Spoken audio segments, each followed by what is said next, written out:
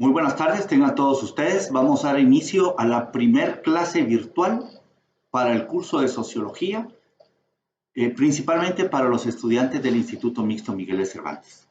De manifestar nuevamente que esta clase va orientada a estudiantes de diversificado y bachillerato por madurez. Por tanto, el enfoque que vayamos a establecerle pues será orientado a este nivel académico. Esta oportunidad vamos a tener nuestra primera clase, como ya lo he manifestado, con el tema el Estado. En principio hay que establecer alguna concepción a priori de lo que es el Estado. El Estado lo vamos a concebir como aquella institución jurídica y políticamente organizada para garantizar a sus habitantes el pleno goce y disfrute de sus derechos. Es una concepción, si no hegemónica, pues se nos va orientando a establecer cuál es la función principal del Estado. Se habla del Estado como aquel ente precisamente que debe de garantizar el bien común, el bien de todos sus habitantes. No se podría organizar un Estado que solo sesgue su cuidado, sus leyes, su ordenamiento a un selecto grupo social. Se orienta a que debe de garantizar el bienestar a todos sus habitantes. Podemos poner el ejemplo ahora con la pandemia que estamos atravesando. Entonces el Estado deja de proteger o pone en un segundo plano la economía para garantizar la vida de todos los habitantes. Entonces está ponderando el bienestar económico de nuestro país por establecer la salud. Indistintamente a todas estas concepciones a priori, tenemos que entender también algunas cuestiones, por ejemplo, cuando se empezó a constituir un Estado. ¿Cuál es la función de un Estado? ¿Quiénes la dirigen? ¿Dónde ejerce su soberanía el Estado? ¿Cuáles son sus elementos? Y otras circunstancias que vamos a platicar en esta oportunidad. Primero, uno de los primeros estados modernos, tiene que entenderse que el Estado como tal surge a partir de las primeras constituciones sociales o las primeras sociedades modernas. Una de estas fue la monarquía, la cual se fundamentaba principalmente en un sistema de gobierno regido principalmente con el rey. Un rey era el que ostentaba el poder. Las primeras monarquías absolutistas establecían que el rey lo era todo. Una de las cuestiones que hay que entender también es que ¿quién justifica al rey? Si partimos del hecho de que todos los habitantes son iguales en dignidad y derecho, en principio las primeras sociedades comunistas, se puede llamar comunistas primitivas, en la cual había una inexistencia del Estado. Y por lo tanto también había una existencia de la propiedad privada. Por tanto, todos los habitantes eran iguales.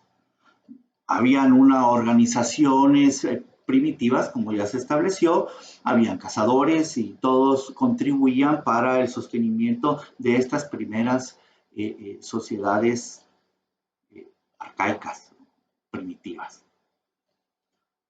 Si partimos entonces de que todos salieron, imagínense ustedes una línea de salida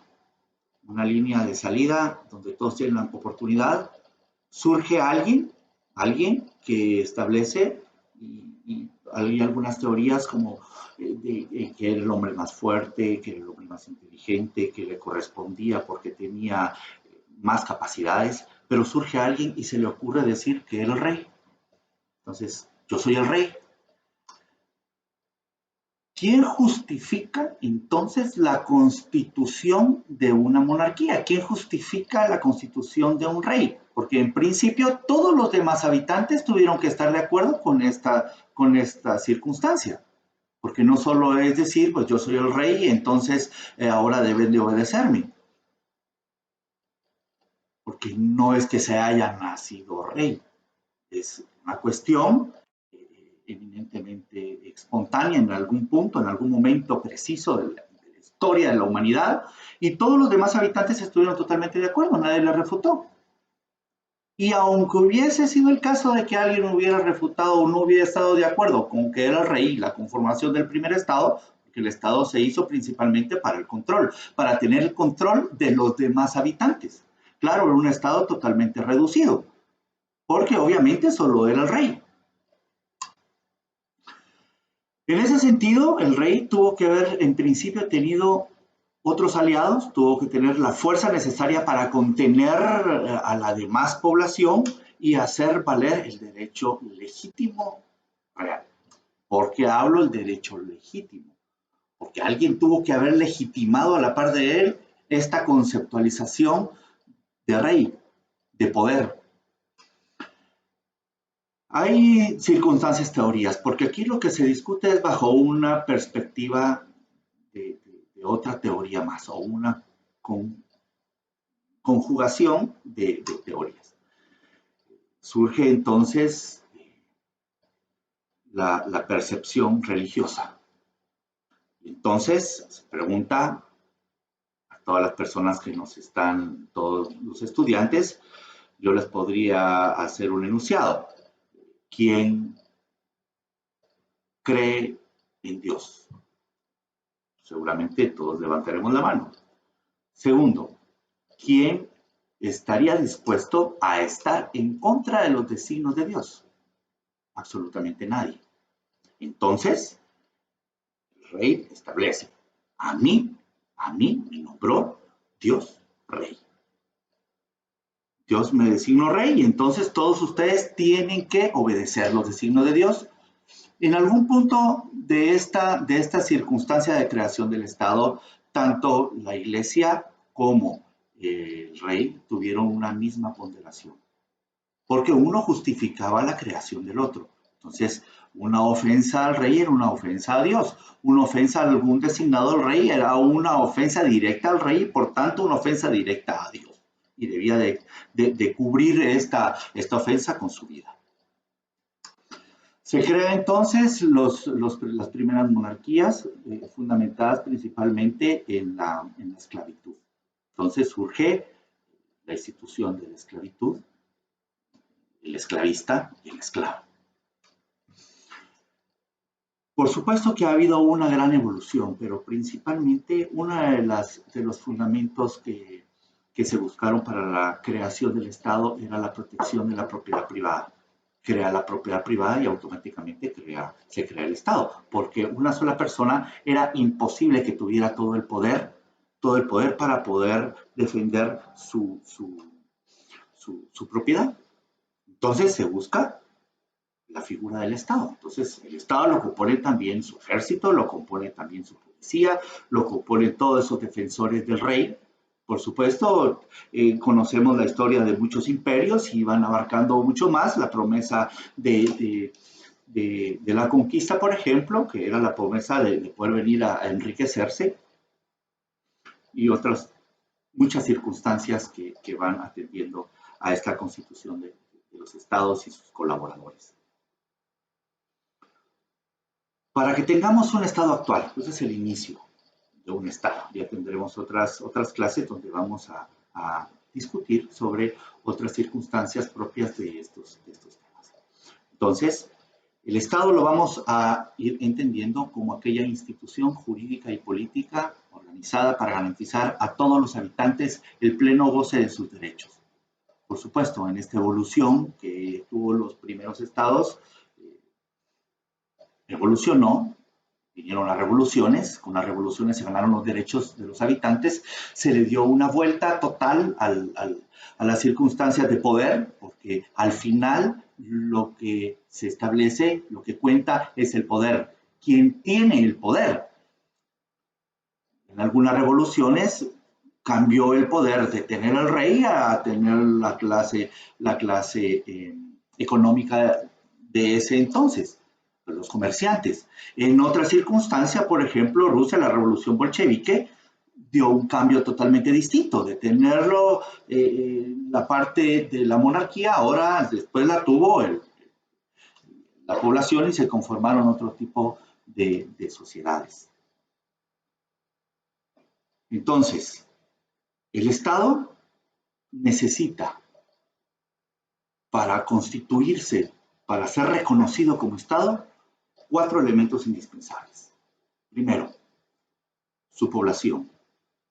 2, su territorio. 3, su gobierno. 4, sus leyes. Hay otras teorías que van respaldando un quinto elemento del Estado, y ese quinto elemento es la soberanía. Acotación personal, la soberanía está contenida dentro de la propia naturaleza del Estado. Es decir, Estado se entiende que el Estado per se tiene que contener soberanía. La soberanía es la decisión de un Estado de poder decidir sobre sus propias circunstancias de su propio Estado. Guatemala tiene soberanía porque en principio no podría permitir una intromisión extranjera. Se ha dado, son cuestiones políticas que se discutirán, son otros temas, pero podría yo establecerles que un Estado tiene 4 elementos, los cuales ya se nombraron. El primero, la población. La población se entiende como ese conjunto de personas. Obviamente, para Guatemala, la población puede darse por 2 circunstancias. ¿Quién es un guatemalteco? Guatemalteco puede ser alguien o que nació en el territorio nacional o que sus padres son guatemaltecos. A eso se refiere la teoría del jus soli o el jus sanguini, que es la nacionalidad por nacer en el lugar, jus soli, o el jus sanguini, que es por sangre.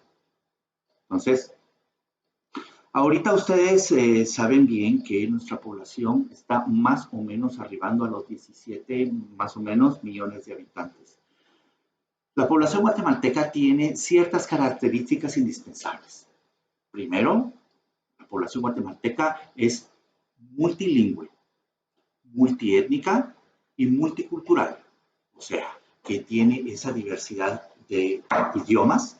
Guatemala tiene 21 idiomas de descendencia mayense, un xinca, un garífuna y el castellano. Al final tiene 24 idiomas.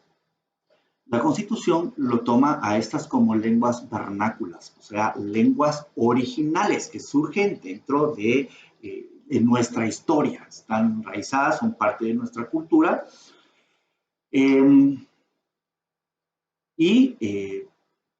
Multicultural porque Guatemala tiene esa característica que la hace propia, la cultura.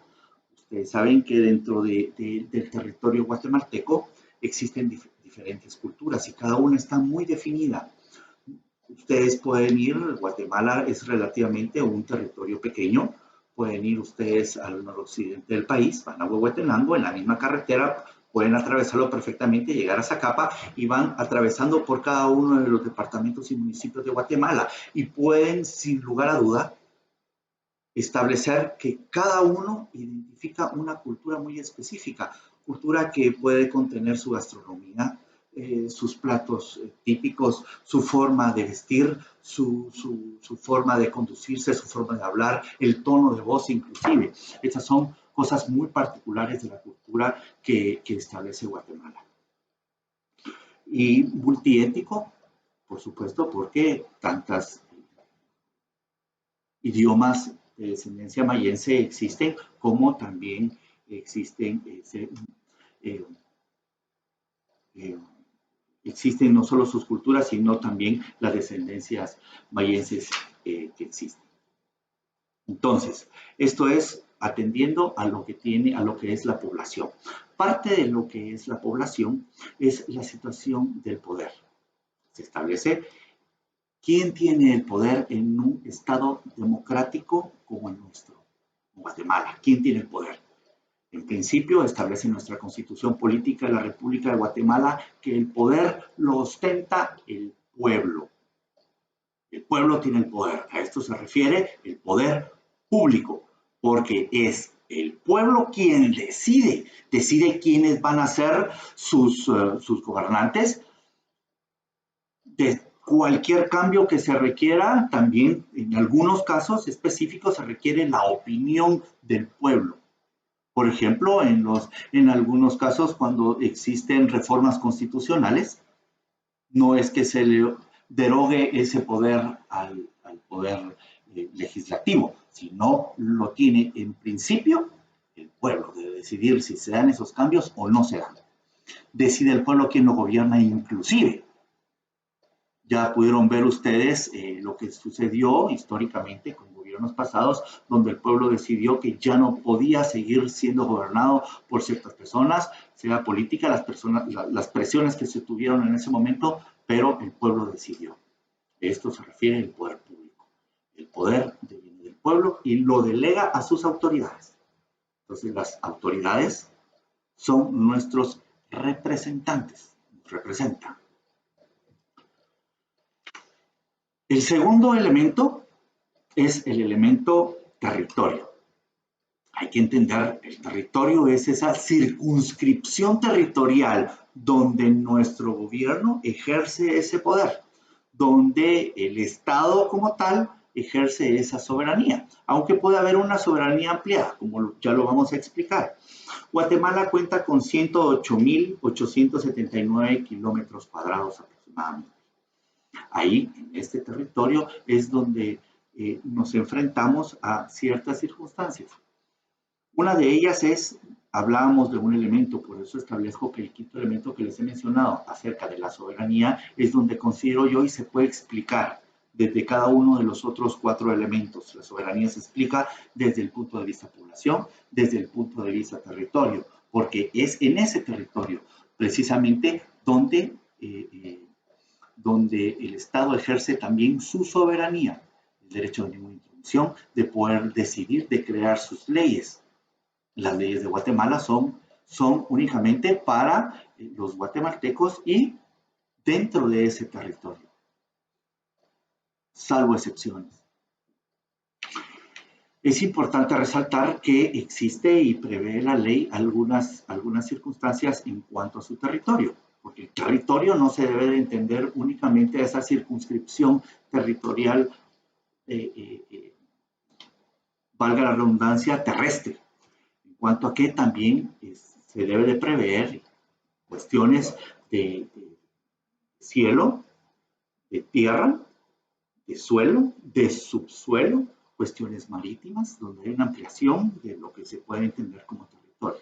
Entonces, Guatemala, el Estado puede ejercer ese poder, su soberanía en todo el territorio guatemalteco. Entiéndase, el mar, sus ríos, sus lagos, sus nacimientos de agua, precisamente porque es el Estado el obligado a poder garantizar y poder administrar todos sus recursos, no solo recursos naturales, sino todos los recursos dentro de ese territorio. Por eso es tan importante. Como primer elemento lo establecimos a la población y segundo elemento establecimos al territorio, por ser el segundo elemento tan importante para que pueda empezar la concepción de un concepto de Estado. Nos quedan pendientes 2 elementos más, que sería el elemento gobierno, el cual vamos a dedicar una clase entera para explicarlo, y también sus leyes, como todo ese conjunto jurídico que organiza, ordena el actuar de los guatemaltecos y sus gobernantes. Entonces, ha sido un gusto. La hoja de trabajo que ustedes tendrán es la que se resuelve en esta clase. Contendrá la hoja de trabajo una evaluación autodiagnóstica que ustedes deberán de llenar e ir acumulando para poder conformar la zona que se ventilará y se dará acumulativa para el final y al regreso de las clases habituales. Muchas gracias y espero verlos pronto.